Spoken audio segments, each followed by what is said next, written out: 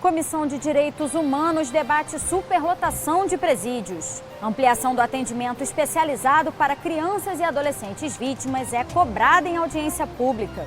E o Rio de Janeiro pode ter um cadastro de alunos superdotados. O Jornal da Alerj está começando agora.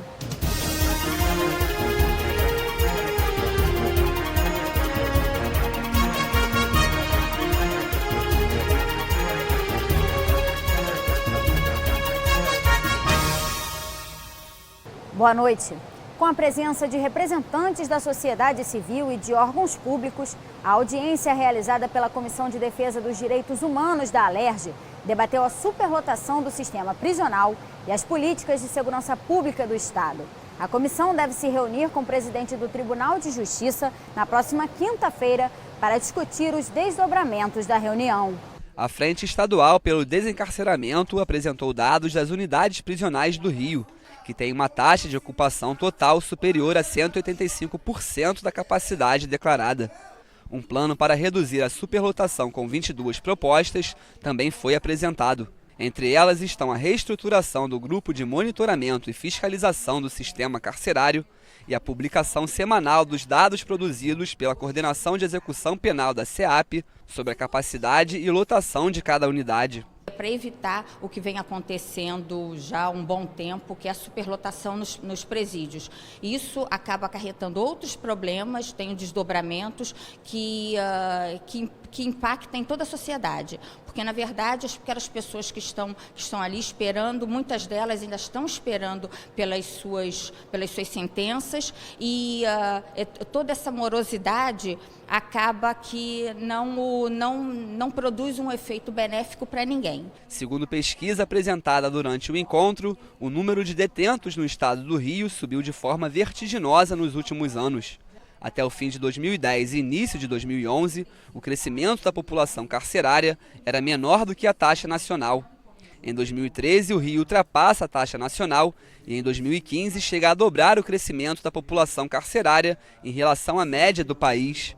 O estudo também aponta que, devido ao alto investimento feito na área de segurança pública, o efetivo policial cresceu, gerando mais prisões em flagrante. Um fator a ser observado, segundo o pesquisador, é que a partir do segundo semestre de 2016, observa-se uma queda no número de prisões e o aumento do número de homicídios decorrentes de intervenção policial.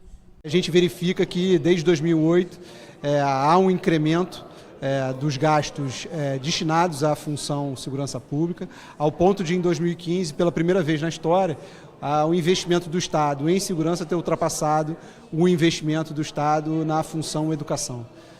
Isso é bastante preocupante, porque revela uma política imediatista que tenta tratar de uma questão que é muito complexa através de uma repressão imediata à criminalidade de rua. Outro problema que envolve o sistema penitenciário do Estado é a saúde dos detentos.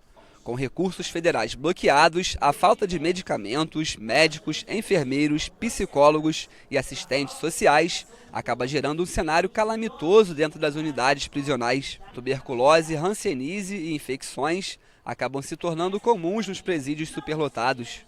Hoje, o Estado conta com cerca de 500 profissionais da área para atender uma população carcerária superior a 50 mil pessoas. A saúde do sistema penitenciário está cada vez falida, cada vez pior, e tendo verbas para receber. O Plano Nacional, existe uma política nacional de saúde do sistema penitenciário, que vários estados já aceitaram e o município do estado do Rio de Janeiro não aceita essa política. Conclusão, com isso faz com que a gente viu na audiência pública pessoas morrendo, pessoas com doenças que deveria já não existir mais, que é tuberculose, lepra, problemas de pele, de furúnculo, outros problemas de pele, está cada vez mais alastrado. O coordenador de defesa criminal da Defensoria Pública falou das mortes de detentos dentro dos presídios do Estado. Somente este ano foram 98 mortes até o mês de maio. As informações que nós tivemos até o dia de ontem eram 98 pessoas mortas no sistema penitenciário fluminense até o dia de ontem. Destacamos desse grupo de presos que foram mortos 4 casos especificamente, para demonstrar que a gente não está falando de números, a gente está falando de pessoas. Nesse país, por força constitucional, não há pena de morte. Só que, infelizmente, nos cárceres brasileiros, diante da situação caótica que eles vivem, a pena de morte vigora aleatoriamente, para os mais fracos, especialmente. Para o secretário estadual de Administração Penitenciária, não adianta apenas criticar o sistema prisional. Ele cobrou ajuda de empresas e da sociedade civil para a ressocialização de presos. Pediu por maior assistência jurídica e falou que o sistema tem enfrentado dificuldades com o fornecimento de remédios, que na maioria das vezes têm sido doados por hospitais e igrejas. Hoje, com a dificuldade que está o Estado, nós precisamos de doações, nós precisamos de participação até da própria sociedade, da Firjan levar trabalhos para os nossos internos. Eu visitei Santa Catarina, tem fábricas dentro dos presídios. Por que não tem no Rio de Janeiro? Talvez até por causa dessa guerra que eles praticam nas nossas ruas, que afugenta até os empresários em ajudar os próprios presos e o próprio sistema. E a porta sempre vai estar aberta para qualquer tipo de ajuda. E hoje quem ajuda realmente o nosso sistema são os egressos, levando curso para os nossos internos, e a própria igreja, que leva doações e ameniza a situação dos próprios presos. O presidente da comissão, deputado Marcelo Freixo, falou da importância de se debater um tema tão sensível à sociedade.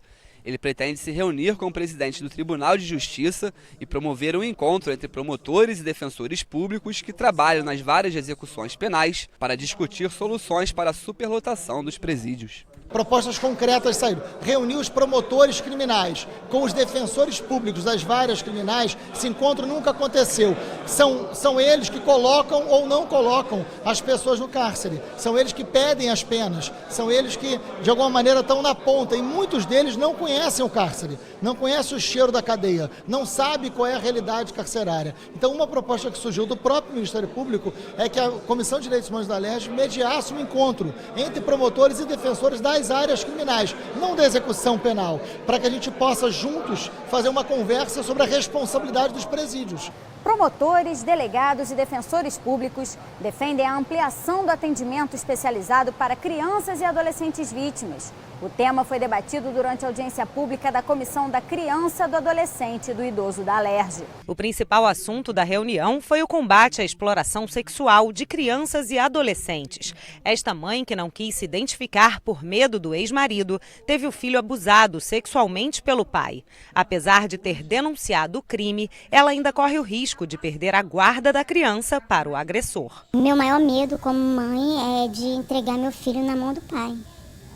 Eu não tenho dúvida que ele vai acabar de abusar do meu filho, que ele começou, ele vai acabar de abusar dele.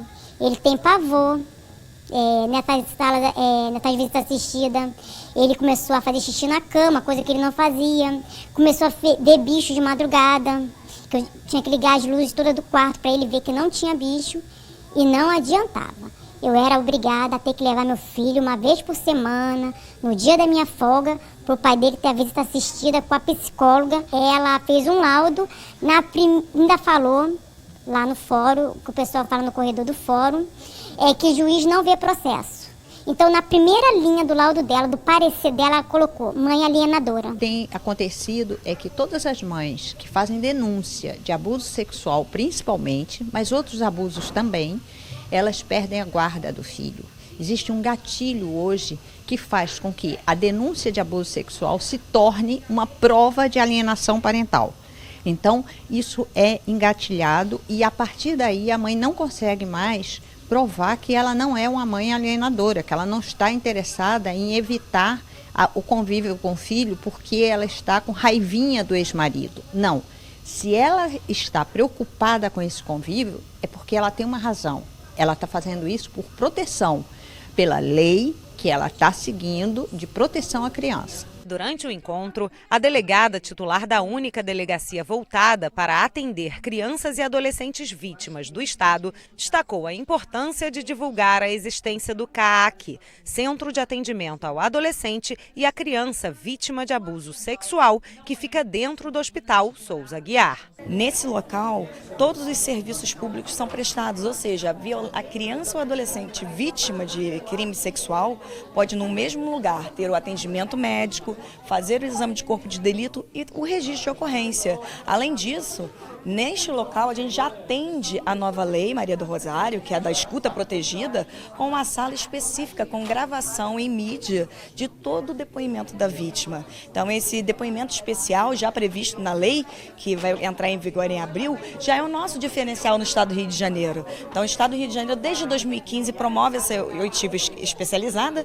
e agora nós tendemos mais a especializar mais e capacitar os policiais para tal. Para esta defensora pública, o Estado ainda precisa avançar, tanto no atendimento quanto no acolhimento da vítima. Segundo ela, é preciso ter mais delegacias especializadas, principalmente na Zona Oeste e na Baixada Fluminense. A necessidade de criação de centro integrado para atendimento a crianças e adolescentes vítimas ou testemunhas de crime, também a criação de vara especializada, que não existe no Estado do Rio de Janeiro para investigação, para apuração de crimes contra crianças e adolescentes, e ampliação da delegacia especializada, porque nós só temos uma no Estado do Rio de Janeiro, na capital, e precisaria, pelo menos pelos dados do Instituto de Segurança Pública, da ampliação para funcionamento dessa delegacia na Zona Oeste, que tem um alto índice de crianças e adolescentes vítimas de crimes sexuais, principalmente, e também na Baixada Fluminense. Além do fortalecimento do Conselho Tutelar como órgão de proteção incumbido pela sociedade de zelar pelos direitos da criança e adolescente. A deputada Tia Ju disse que vai acatar todas as propostas sugeridas durante a audiência e que vai criar um canal de comunicação com o objetivo de informar e também dar voz às crianças e aos adolescentes. Um dos primeiros passos que a gente já deliberou aqui, já demos como encaminhamento da audiência, é a criação de um grupo de WhatsApp, onde a participação efetiva dos adolescentes e crianças vai ser intensificada para que eles possam também, junto à comissão permanente dessa casa, ter voz, ter fala, poder contribuir, colaborar, sugerir, né, e acompanhar os projetos. E ninguém melhor do que eles, que vive a agressão e a violência sexual no dia a dia, que veem isso nas escolas, nas ruas em que moram. Eles também podem contribuir muito no combate à violência e à exploração sexual de criança e adolescente. Um plano racional para economizar energia elétrica em prédios públicos. Esse foi um dos temas debatidos pelo Fórum de Desenvolvimento Estratégico do Estado. O custo da energia no Brasil é muito alto. Para isso, é necessário elaborar projetos para a redução nas contas de luz dos setores público e privado, sem que haja prejuízo na administração.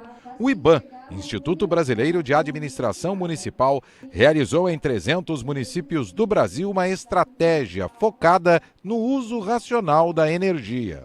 Desde 96 a gente tem uma área dedicada à eficiência energética na gestão pública, especialmente municipal, né?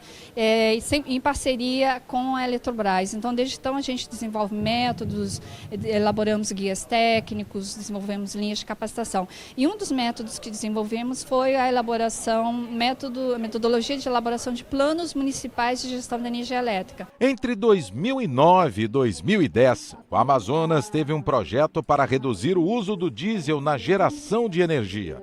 Além de poluente, o custo é alto. O governo amazonense encampou a ideia e, por decreto, determinou a redução de consumo de luz em Manaus e no interior, com a substituição pelo gás natural. A despesa de R$90 mil do projeto à época foi considerada baixa para os ganhos que seriam obtidos. Eles tinham metas a serem perseguidas, alcançadas. E como hoje o programa se mantém, então eu acho que por conta muito dos resultados que foram obtidos por conta desse trabalho lá que foi desenvolvido. Né? Então, porque realmente havia o governo do estado tinha mesmo esse objetivo. Em relação ao Rio de Janeiro, o CEBEDES, Conselho Empresarial Brasileiro de Desenvolvimento Sustentável, realizou um estudo para diversas áreas e a Prefeitura do Rio participou do fórum. 2 núcleos de trabalho foram criados através do Comitê Executivo e Técnico, com 27 especialistas em eficiência energética. Tudo para o uso racional de energia na capital carioca. O foco agora será fazer um planejamento para os síndicos de prédios comerciais e residenciais, para que o consumo de energia seja reduzido. Ele é uma das etapas do projeto que fica dentro da parte de conscientização do processo, que seria o grupo de trabalho, um dos grupos de trabalho que a gente está desenvolvendo, e a gente pretende trabalhar junto aos síndicos de prédios, tanto comerciais quanto residenciais, buscando aí a conscientização sobre o uso da energia, sobre a estrutura dos edifícios, se eles são mais sustentáveis sob o ponto de vista de eficiência energética, quais mudanças que podem ser feitas sobre a utilização da luz, por exemplo, para que o consumo seja minimizado nesses edifícios. Quando se fala na diminuição da conta de luz para o Estado, o desafio é grande. Muitos órgãos públicos funcionam em prédios antigos e aí o planejamento pode não ser tão eficiente.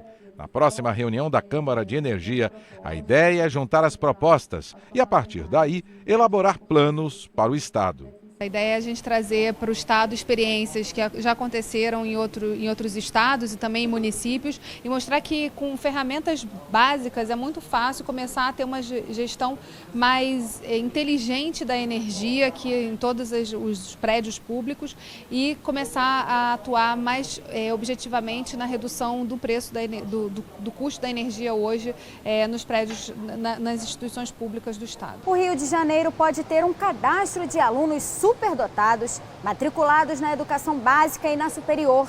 O projeto do deputado Valdec Carneiro foi aprovado pelo plenário. Na sessão plenária desta terça-feira, os parlamentares analisaram mensagem do governo que altera o regime de previdência dos servidores do Estado e a concessão de pensões por morte.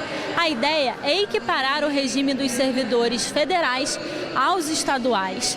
As mudanças só passam a valer depois da aprovação da nova lei. As principais alterações previstas no texto são a proibição do acúmulo de pensões por beneficiário. Os dependentes menores de idade só receberão até 21 anos, mesmo que estejam na faculdade. E para ter direito à pensão vitalícia, o beneficiário terá que ter no mínimo 44 anos, 2 de casamento ou união estável, e o companheiro terá que ter recolhido no mínimo 18 contribuições previdenciárias. O texto prevê ainda a concessão do benefício por expectativa de vida para os viúvos com idade menor do que 44 anos. Por exemplo, quem ficar viúvo com menos de 21 anos de idade receberá a pensão por 3 anos. Com idade entre 21 e 26 anos, pensão por 6 anos. Viúvo entre 27 e 29 anos, pensão por 10 anos. Entre 30 e 40 anos, pensão por 15 anos. E os viúvos entre 41 e 43 anos receberão pensão por 20 anos. A matéria recebeu 255 emendas e retornou às comissões. Recebeu 73 emendas, outra mensagem do governo, que formaliza a adesão do Estado ao plano de recuperação fiscal. O plano tem duração de 3 anos e pode ser estendido por mais 3. A expectativa é que ele represente um alívio no caixa do Estado de 62 bilhões de reais nos próximos 3 anos. Com a adesão, ficam suspensas as dívidas do Rio com a União por esse período e o Estado poderá recorrer a empréstimos que podem passar de 6 bilhões. Na justificativa, o governo defende que o plano é fundamental para colocar em dia os salários dos servidores. Você tem que conter gastos, você tem que criar um parâmetro real de repasse aos poderes baseado na receita corrente líquida realizada e não na receita corrente líquida estipulada. Você tem a questão dos pensionistas, você tem que cortar custos do governo, né? Você tem que cortar não só de pessoal, mas custos do governo, sabe, no dia a dia. Já o deputado Carlos Mink quer estimular a coleta seletiva de lixo com a participação dos catadores. A ideia é que grandes geradores de resíduos destinem o material para cooperativas e associações de catadores registrados em órgãos ambientais. A matéria foi aprovada e segue para análise do governador. Essa lei é diferente.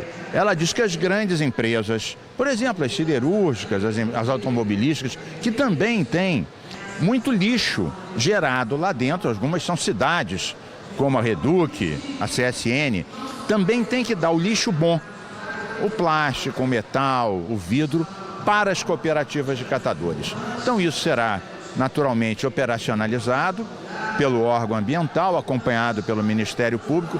Isso será uma grande ajuda, porque é mais material bom, que é renda para os catadores e menos lixo jogado no meio ambiente, no solo, nas águas. O Estado poderá ter um cadastro de alunos com altas habilidades ou superdotação matriculados nas redes de educação básica ou superior. O objetivo é promover políticas públicas para potencializar o desenvolvimento desses alunos. O texto do deputado Valdec Carneiro foi aprovado e segue para a sanção ou veto do governador. Esse mapeamento, se feito com precisão, vai melhor orientar as políticas públicas que possam favorecer a escolarização de superdotados e estudantes também com altas habilidades, porque eles também são alunos com necessidades especiais. Eles não têm uma deficiência, digamos, física ou psicomotora, mas têm características que fazem com que a sua escolarização tenha que ser feita de maneira especial. Lembrando, é porque existem políticas públicas que tratam do aluno com deficiência, mas os alunos com altas habilidades de superdotação são alunos que têm uma característica muito particular. Também na pauta, projeto que cria o Programa de Educação para o Trânsito de Bicicletas. O texto determina que o Detran inclua questões referentes ao trânsito de bicicletas no exame de condutores de veículos automotores. A proposta do deputado Anderson Nogueira foi aprovada em primeira discussão. Esse projeto de lei, ele visa exatamente a proteção ao ciclista e uma melhor harmonia entre os veículos automotores com as bicicletas. Nesse sentido, a gente faz com que a prova de habilitação tenha, no mínimo, uma questão relacionada à bicicleta e que na autoescola possa se ter, inclusive, a simulação do condutor com a convivência com essas bicicletas. É o que diz o projeto de lei. O Armazém 18, em frente à rodoviária Novo Rio, na região portuária, poderá ser transformado em estação de barcas. É o que pretende o projeto dos deputados Jorge Pisciani, Paulo Ramos, Luiz Paulo, doutor Julianelli e Luiz Martins, aprovado em primeira discussão. Hoje, um dos grandes polos geradores de empregos está na região da Tijuca, São Cristóvão, Rio Comprido. E, além da mais, nós temos o VLT para trazer os passageiros do Armazém 18 para qualquer ponto da cidade. E, além do mais, o Armazém 18 é quase uma linha reta até o município de São Gonçalo. Então, é uma linha de desejo do transporte hidroviário muito boa. Analisado também o projeto das deputadas Marta Rocha e Tia Ju e do deputado Valdec Carneiro, que cria o Fórum Permanente de Diálogo com as Mulheres Negras do Estado. O objetivo é criar um canal de discussão entre a Alerj e os movimentos sociais que representam as demandas e reivindicações dessas mulheres. A proposta foi aprovada. Não há como pensar em políticas públicas de fortalecimento da cidadania feminina sem trabalhar na transversalidade, olhando além do gênero a questão da raça e da etnia. Nada melhor do que o parlamento em que as mulheres negras possam dizer o que precisam e que nós, deputados, possamos ter um espaço de debate para fomento de ações e políticas públicas em defesa da mulher negra. O Jornal da Alerj fica por aqui. Você pode acompanhar a programação também em nosso site e pelas redes sociais. TV Alerj, o canal do povo fluminense. Até amanhã.